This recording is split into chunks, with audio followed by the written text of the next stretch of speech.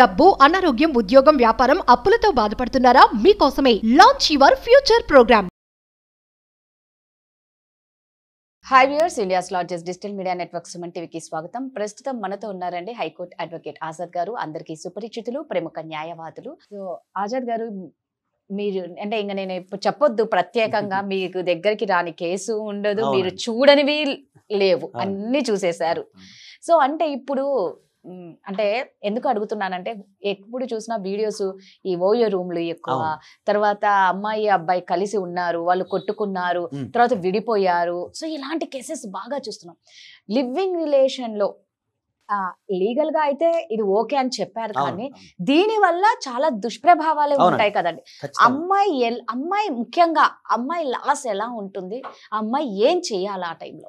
ఒకటి ఏంటంటే, సరే Khushbu versus union of India case నుంచి కూడా మనకి ఏముందంటే, ఒక స్త్రీ ఒక పురుషుడు లివింగ్ టుగెదర్ ఒక రూమ్లో అండర్ ద రూఫ్లో ఉండొచ్చు, అది దట్ ఇస్ నాట్ క్రైమ్ అనేది కూడా చెప్పడం జరిగింది.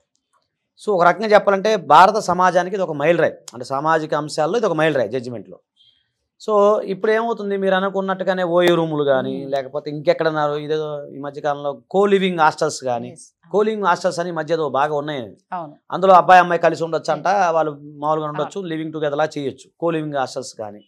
సో కోలివింగ్ హాస్టల్స్లో ఒక అబ్బాయి ఒక అమ్మాయి ఉన్నంత మంది క్రైమ్ కాదు, నేరం కాదు కదా. సో అలాగే ఓయో రూమ్లో ఒక అబ్బాయి ఒక అమ్మాయి ఉన్న నేరం కాదు. ఇట్లా ఎవరు కలిసి తిరగచ్చు, కలిసి ఉండొచ్చు అనేది ఇక్కడ కాన్సెప్ట్ ఓకే, బాగానే ఉంది అంతవరకు. ఇక్కడ ఎవరిని ఎక్కువ నష్టపోతున్నారు అనే దాని మీద ఆలోచించుకున్నట్లయితే ఇక్కడ ఇద్దరు నష్టపోతారు. ఎందుకంటే ఒక బంధం, ఒక బంధుత్వం, పెళ్ళి అంటే ఏంటి, ఒక బంధం బంధుత్వం కూడా రిలేషన్ ఉంటుంది, ఒక బంధము ఒక బంధుత్వం. సో ఆ బంధుత్వంలో ఏమవుతుందంటే, ఒక పుట్టిన పిల్లవాడికి ఒక లీగాలిటీ ఉంటుంది, ఒక సర్నేము, ఒక గోత్రము, ఒక పలాని కులము, పలాని ప్రాంతము, పలాని వాళ్ళ అబ్బాయి, ఇవన్నీ ఉంటాయి. ఇప్పుడు లివింగ్ టుగెదర్లో పుట్టిన వ్యక్తి కూడా ఉండవా అంటే ఉంటాయి, నీకు కాదనట్లేదు, కానీ లీగల్గా రాదుగా. ఇప్పుడు ఇద్దరు వ్యక్తులు కలిసి ఉన్నంత మాత్రాన అది వాళ్ళిద్దరి మధ్య పవిత్ర బంధం అని మనం అనటానికి లేదు. పవిత్ర బంధం ఎప్పుడు అవుతుంది, మీరు మ్యారేజ్ చేసుకుంటే అవుతుంది. మన సాంప్రదాయం ప్రకారం వివాహం చేసుకుంటేనే భార్యాభర్తలు రా అని చెప్పి చెప్తారు. అలా కాకుండా భార్యాభర్తలు కాకుండా విడివిడిగా ఇద్దరు మనుషులు ఉంటే అది ఎప్పుడైనా ఉంటుంది. చాలామంది ఏంటంటే ఇప్పుడున్న ప్రజెంట్ సిచ్యువేషన్లో ఈజీ ఉంటుంది, ఎందుకంటే మనకు బడ్డెని పడదు. ఒక ఉదాహరణకి ఎలా ఉందంటే, ఒక మహిళని పెళ్లి చేసుకున్నాడు ఆయన. పెళ్లి చేసుకున్నప్పుడు మహిళలకు ఉన్న హక్కులు చాలా ఉన్నాయి భారతదేశంలో. ఇది 498 ఒకటి, domestic violence, dowry prohibition act, maintenance అని ఇవన్నీ ఉంటాయి. చాలామంది ఏమనుకుంటారు, ఇది హ్యాపీ మనకి లివింగ్ టుగెదర్లో ఉన్నప్పుడు, నచ్చపోతే ఆమె బతికేది ఆమె బతికిద్ది, మన బతికేదో మనం బతుకుద్ది అంటారు. సరే దానికేదో డీవీసీ జడ్జిమెంట్ ఒకటి ఉంది, మెయింటెనెన్స్ చేసుకోవచ్చు అని, అది సెకండ్ థింగ్. కానీ ఒక భారీగా మీకు హక్కులు రావుగా, ఒక భారీగా ఒక బంధం అనేది రాదు కదా, ఒక పవిత్రత అనేది రాదు కదా. సో ఇక్కడ ఏమవుతుంది అంటే, మన వ్యవస్థ కొంచెం అంటే ఫారెన్ వాళ్ళు మన వ్యవస్థను అడాప్ట్ చేసుకుంటే, మన ఫారెన్ కల్చర్ మనం అడాప్ట్ చేసుకుంటాం, చివరికి అట్లా అవుతుంది, రివర్స్ అవుతుంది. సో ఇప్పుడు ఏదైతే ఈ ఓయో రూముల్లో సంబంధించిన వ్యవహారం కానీ, కోలివింగ్ హాస్టల్స్ సంబంధించిన వ్యవహారం కానీ, లేదా ఒక మహిళా పురుషుడు కలిసించిన వ్యవహారంలో ఎక్కువ నష్టపోయేది ఏంటంటే, ఇద్దరూ నష్టపోతున్నారు.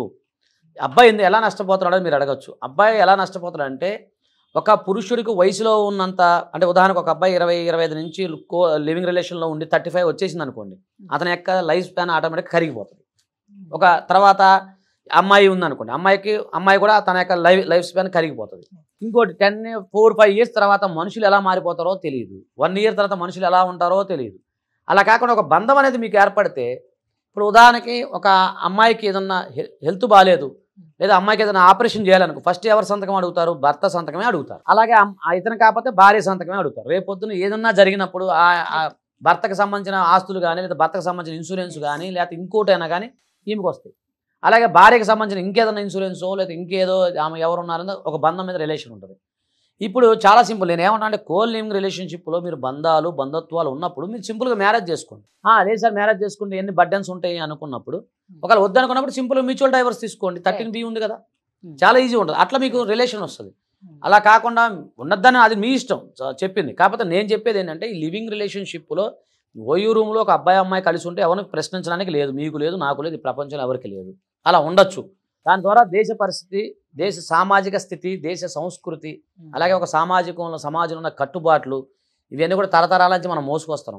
మన పిల్లలకి మనం అందించాల్సిన బాధ్యత మన పైన ఉంటుంది ఖచ్చితంగా.